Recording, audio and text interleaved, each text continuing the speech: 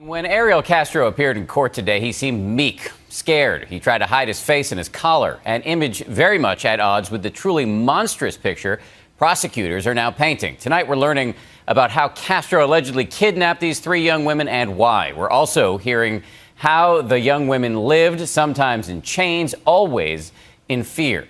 But perhaps the most disturbing detail comes from the mother of one of the victims, and ABC's David Muir spoke with her directly. Ariel Castro. Tonight, the first glimpse of what an entire city now sees as a face of unspeakable evil. Ariel Castro, the one now held captive, hanging his head in court, handcuffed, in a blue jumpsuit, charged with several counts of kidnapping and rape.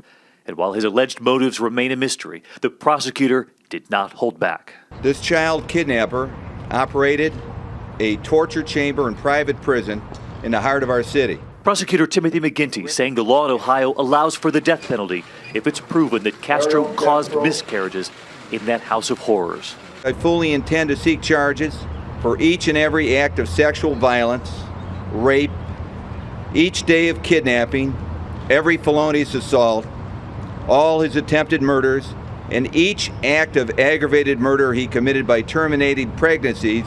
Those words delivered just 24 hours after the homecomings here, a decade in the making.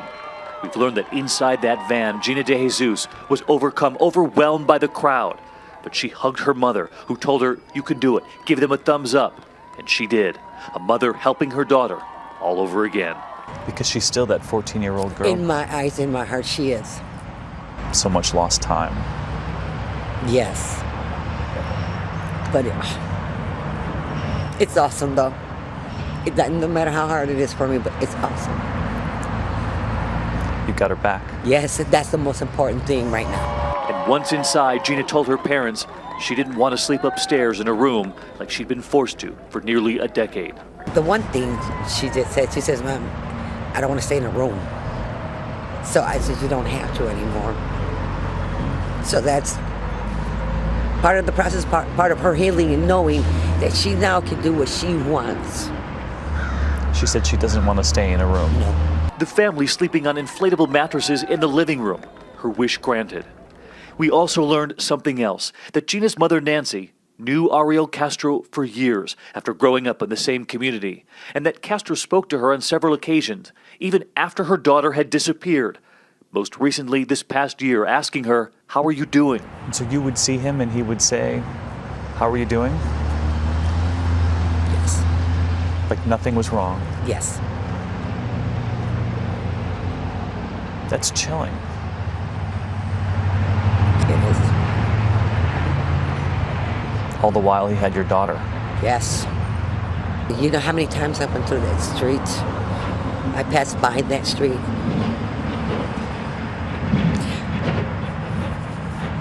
I have a sister who's 2.5 blocks away from there. ABC News has learned that inside the house on Seymour Avenue, the young women were locked up and chained in the basement early on in their captivity and were moved upstairs in later years, divided into 2 rooms.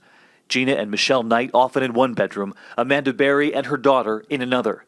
The young women were warned that there was an alarm system and that it would go off if they tried to escape. It's believed Castro would bring home food and the young women would cook it. Sometimes he would bring home McDonald's. And then there's the little girl, Amanda Berry's daughter, who was carried into that new home 24 hours ago. We now learn she was never told the real names of the other women in that house because of fear she might reveal those names in public. She was the only one Castro would take out to the park, and it's now believed to church as well. And now Ariel's family and friends trying to make sense of a man they thought they knew. His own daughter, Arlene, who was friends with one of the victims, Gina. In fact, she was believed to be the last person to see her on that walk home from school.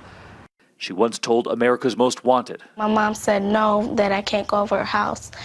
And so I told her I couldn't, and she said, "Well, okay, I'll talk to you later." Now her father is the one accused of stealing her friend. She spoke on Good Morning America. And what would you like to say to Gina, her family, and the other women now? I would like to say I'm absolutely so sorry. I really want to see you, Gina, and I want you to meet my kids. I'm so sorry for everything. He never mentioned anything about it. He's the best actor in the world. And we're now hearing from Ricky Sanchez, a musician who played with Castro, a longtime friend, who says he visited the home too many times to count, offering this chilling detail. When I was about to leave, I tried to open the door, I couldn't even, because there were so many locks in there. I mean, they said, wait a minute, I can't get out of here. Would you please help me? He said, oh, wait, I got it for you. And then he opened it for me. He says he was there just last week and that he met the little girl. He grabbed her by the hand. He introduced her to me as his granddaughter. She was shy. She don't spoke a word. As Castro sat in court, his head buried, community wondering what now plays in the mind of a man accused of so much evil. Charged with kidnapping and rape on one charge.